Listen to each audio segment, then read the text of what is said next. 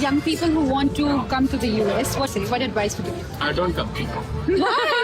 There's nothing like what's wrong with our country. नमस्कार, मैं करमपाल। ये जो साइड में आप देख रहे हो ये इंडियन जोड़ा है, इसका नाम है सुहास और प्रियंका। ये अमेरिका में रहते हैं। अभी एक स्ट्रीट इंटरव्यू यानी सड़क पर चलते हुए एक कंटेंट क्रिएटर ने इनसे बातचीत की और इनसे ये पूछ लिया कि जो युवा भारतीय अमेरिका में आना चाहते हैं उनको आप क्या सलाह दोगे। तो सुहास ने बिना झिझक ये कह दिया कि अमेरिका मत आओ। सोशल मीडिया पर एक नई बहस छिड़ गई। अब लोग ये कह रहे हैं कि खुद तो डॉलर कमा रहे हैं, समुद्र के पास खड़े होकर एंजॉय कर रहे हैं और दूसरों को मना करें कि अमेरिका मत आओ। भाई आप खुद अमेरिका क्यों नहीं छोड़कर आते इंडिया। ये सवाल कंटेंट क्रिएटर ने भी इनसे पूछा था। इन्होंने क्या जवाब दिया उस पर भी आगे बात करेंगे। अब जो भाई अमेरिका में रह रहे हैं, इस वीडियो को अमेरिका से देख रहे हैं, वो कमेंट करके बताओ कि इनकी बात सही है या गलत है। इंडियन यूथ को अमेरिका आना चाहिए या नहीं जाना चाहिए। मतलब देखो, अपने देश में ना, इंडिया में माँ बाप सालों से अपने बच्चों को एक ही सपना दिखाते हैं, भाई मेहनत से पढ़ाई करो, विदेश जाओ, डॉलर कमाओ, आलीशान जिंदगी जियो। मतलब यही एक पेरेंट्स अपने बच्चों को सपना दिखाते हैं। और इस सपने को पूरा करने के लिए जो हमारे इंडिया के जो लाखों बच्चे हैं वो मेहनत भी करते हैं और उनका सपना भी और आखिरी मंजिल अमेरिका ही होता है, मतलब माँ बाप का सपना पूरा करना।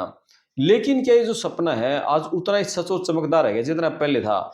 इस जोड़े की जो बात है, एक बार तो बड़ी अजीब और हैरान करने वाली है। पूरा डिटेल में बात करेंगे कि ये जो कपल ने जो बातें कही ना उसमें दम कितना है।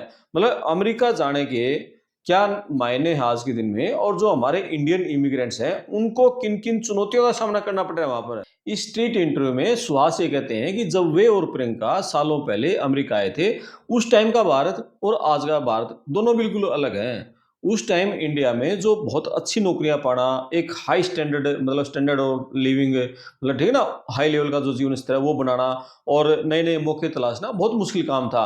और इसीलिए अमेरिका में एक स्वाभाविक तौर पर सही फैसला हमें लगता था, क्योंकि ये पढ़ाई करियर के बहुत अच्छे अवसर थे और लिविंग स्टैंडर्ड भी बहुत अच्छा था। लेकिन उन्होंने कहा कि आज जो समीकरण है ना वो पूरी तरह बदल लिए। प्रियंका का ये कहना है कि आज इंडिया में निवेश करना, व्यापार करना, स्टार्टअप चलाना, ये सारी गतिविधियां बहुत तेजी से बढ़ रही हैं। और जो मौके हमारे इंडिया के लोगों को सिर्फ पहले विदेशों में मिलते थे ना, वो मौके आज इंडिया में आसानी से मिल रहे हैं। और इसीलिए अब ये सोचना गलत है कि भाई आपको आगे बढ़ना है तो उसके लिए देश ही छोड़ना पड़ेगा। भाई जो आप जिस चीज के लिए देश छोड़ रहे हो आपको देश में मिलेंगी, इनका ये कहना है। Young people who want to come to the US, what advice would you give? I don't come.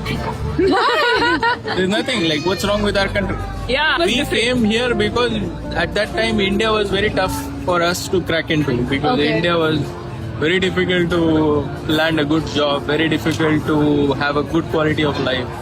US was a very easy bet. You come here, At that time. you get your masters, you get your job and you are set. और सुहास और प्रियंका की बातों को आज है ना, सबसे बड़ा जो आर्थिक संकट है वो सच भी साबित कर रहा है। अमेरिका की जो टेक कंपनियां देख लो आप, छटनी की हाहाकार मच रही है। आंकड़े कह रहे हैं कि इस साल 2026 में, अभी तो अगस्त का महीना है, 1,75,000 से ज्यादा जो टेक कर्मचारी है ना, एम्प्लॉय है, उनकी नौकरियां जाली। और पिछले साल 2025 के मुकाबले में जो पिछले साल छटनी हुई थी उससे ज्यादा पार कर गई अगस्त तक है। अभी तो और महीने बाकी हैं।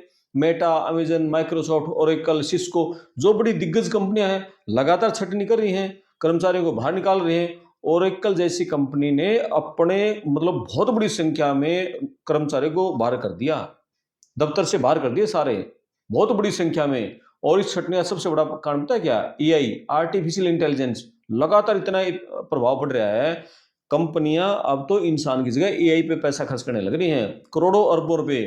जो एंट्री लेवल के कर्मचारी और मिड लेवल के कर्मचारी थे, वहां जो नौकरी आती थी वो खत्म हो ली सारी। ये हाल हो गया। इन कंपनियों में सबसे ज्यादा जो इंडिया के हमारे एम्प्लॉय थे, प्रोफेशनल थे। और इसीलिए जो एआई क्रांति है, जो मंदी की सबसे बड़ी मार है, वो हमारे इंडिया के लोगों पर पड़ रही है। हमारे आईआईटी वाले बच्चे सारे वहीं जाते थे। पण सेमच आहे इंडियामध्ये पण, like you can do everything that you do here, you can do it in India. Also, you get a lot of investments. A lot of investors have moved to India to invest. Huge cost of leaving your Networking, family, leaving lose. your friends, coming to a foreign land, making new friends, feeling like accepted. I still don't feel like I'm accepted here. Okay. I would rather just live in India. और इस couple के तर्क का जो सबसे महत्वपूर्ण part है वो ये है कि ये जो बहस है ना, ये पूरी तरह पैसों की कमाई के लिए नहीं घूम रही। असल मुद्दा जो निजी और जो मानसिक कीमत है ना उसका भी है, जो पर्सनल कॉस्ट जो चुकानी पड़ती है हर इंसान को। मतलब जब हम देश छोड़ते हैं ऐसा थोड़ी है हम जमीन का एक टुकड़ा छोड़ते हैं, ऐसा नहीं है भाई। अपने माता पिता को छोड़ते हैं, परिवार को छोड़ते हैं, जो हर रोज टाइम के साथ जो हर रोज बूढ़े होते हैं अपने माता पिता, बचपन के दोस्तों को छोड़ते हैं, सामाजिक दायरा को छोड़ते हैं, मामा मामी नाना नानी चाचा ताऊ, अपना जीजा बुआ फूफा सबको तो छोड़ते हैं। और जिनके साथ हम सुरक्षित महसूस करते हैं, त्योहारों की रौनक छोड़ते हैं, शादी की खुशियां छोड़ते हैं, परिवार के जो अनगिनत जन्मदिन है उनको छोड़ते हैं, हजारों किलोमीटर वहां जाते हैं, वहां फिर जीरो से शुरू करता है और इन सारी चीजों को मिस करते हैं। मतलब वहां जाकर तो आपको सारा काम जीरो से शुरू करना पड़ता है, एक नया सामाजिक दायरा बनाना पड़ेगा, अजनबियों के बीच में अपनी पहचान बनानी पड़ेगी, कितना ये भी थकाऊ काम है। सुहास ने बहुत एक कड़वा सच उजागर कर दिया। भाई आप सालों तक अमेरिका में रहने के बाद, टैक्स चुकाने के बाद भी मानसिक तौर पर अपने आप को ये महसूस नहीं कर पाते कि मैं यहाँ का लोकल हूँ। मतलब वो फीलिंग ही नहीं आ पाती, उनका ये कहना है। मतलब आपके भीतर हमेशा जो परदेसी की फीलिंग वो हमेशा बनी रहती है, ऐसा एहसास रहता है हमेशा। Fortunately. If I could, I would. Yeah, right here. Chinese people are very good at this. They come here, they Yeah. make an education, they extract the knowledge, and they go back and they produce value in the country. और अब तो America में जो हमारे लाखों मतलब H1B पे हैं, उनको 60 दिन का जो वारंट है ना, जो ग्रेस पीरियड है, वो तो टिक टिक इतना डराता रहता है। मतलब उनके लिए सबसे बड़ी परेशानी है क्या है कि हमारे इंडिया के जो लोग हैं, जो H1B वीजा होल्डर हैं, वो वहां पर जैसे नौकरी करे हैं और ग्रीन कार्ड मिला नहीं, ग्रीन कार्ड का जो बैकलॉग है वो बहुत लंबा है, सालों साल का है। अब मान लिया किसी बंदे की नौकरी चली गई ना, जैसे अब 2.25 लाख लोगों की इस साल नौकरी जा चुकी है, तो उनके लिए 60 दिन का ग्रेस पीरियड होता है। भाई आपको एक नौकरी चलेगी, दूसरी नौकरी ढूंढने के लिए आपके पास 60 दिन का टाइम है। ये अमेरिका का कानून है। भी 60 दिन में आप नई नौकरी ढूंढ लो, कोई नया नौकरी वाला जो आपको स्पॉन्सर कर दे। अब यदि 60 दिन में आपको नया स्पॉन्सर नहीं मिला ना, तो आपको पूरा घर, अपनी संपत्ति, सालों की जो मेहनत है वो छोड़कर आपको इंडिया वापस आना पड़ेगा। ये वहां का नियम है। और अब हमारे इंडिया के जो लोग हैं इसी डर के साए में वहां रह रहे हैं।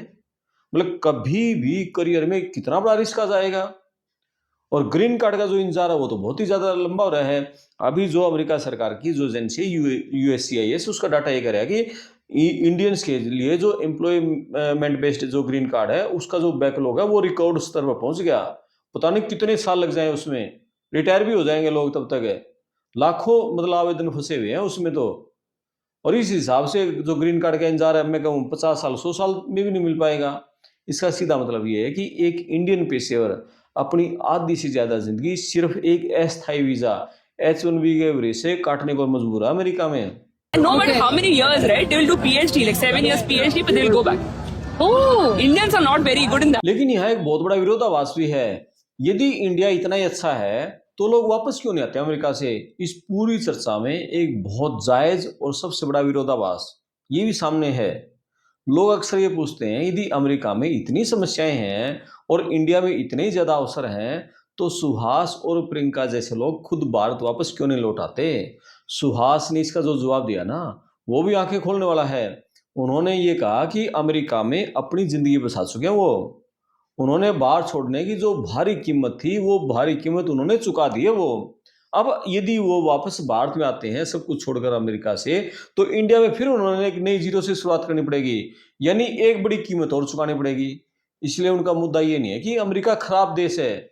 उनका असली सवाल ये है कि मतलब क्या जो फैसला उन्होंने सालों पहले लिया था, वो फैसला मैं आज की परिस्थितियों को देखकर दोबारा लूंगा क्या? उनका जवाब ये कहना ये है, उनका जवाब ये है कि आज की परिस्थितियों को देखकर मैं देश छोड़ने का फैसला नहीं लूंगा।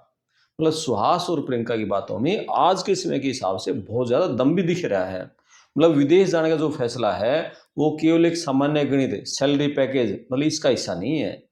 बहुत ही जटिल प्रक्रिया रहेगी, बहुत बड़ा लाइफ डिसीजन है ये विदेश जाना। महंगाई बहुत ज़्यादा बढ़ रही है, मंदी हो रही है, जो मार्केट में अनसर्टेनिटी है, ग्रीन कार्ड में बहुत ज़्यादा देरी हो रही है। पहले ग्रीन कार्ड बहुत जल्दी मिल जाते थे, एम्प्लॉयर पर बहुत ज़्यादा निर्भरता आपकी बढ़ गई है, डिपेंडेंसी, ठीक है ना, और अपने से दूर फिर वहाँ का अकेलापन। ये सारी ऐसी चीज़ें हैं जो आज जो अमेरिकन ड्रीम है उसकी चमक को फीका करने लग रही हैं।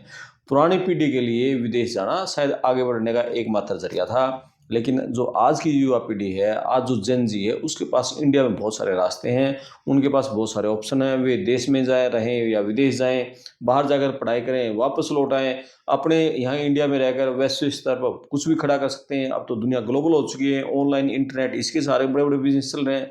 सलाह सिर्फ इतनी ही जोड़ेगी, किसी चमक दमक सोशल मीडिया पोस्ट को देखकर, रील्स को देखकर आपको बहकना नहीं है। सिक्के के दोनों पहलुओं को देखना है, वीज़ा की हकीकत को समझना है, हमारी जो मानसिक स्थिति, पारिवारिक स्थिति, उसका कीमत का सही तरीके से आकलन करना है, उसके बाद ही कोई बहुत बड़ा फैसला उठाना है। तो सुहास और जो प्रियंका ने बातें कही हैं, उसके बारे में आपकी क्या राय है? क्या आपको लगता है कि आज के समय में भारत में रहकर अपना करियर बनाना अमेरिका जाने की बजाय अच्छा विकल्प है या नहीं है? मतलब आपकी जो राय है आप कमेंट बॉक्स में लिखना, और यदि वीडियो आपको ठीक लगी है तो ये वीडियो अपने दोस्तों के साथ भेजना, चैनल को सब्सक्राइब करना, साथ में जो घंटी वाला बटन है उसको दबाना, ताकि अगली वीडियो का नोटिफिकेशन आपको मिलता रहे। संभव हो तो आप चैनल को ज्वाइन भी कर सकते हैं। मैं आपका दोस्त करमपाल, धन्यवाद।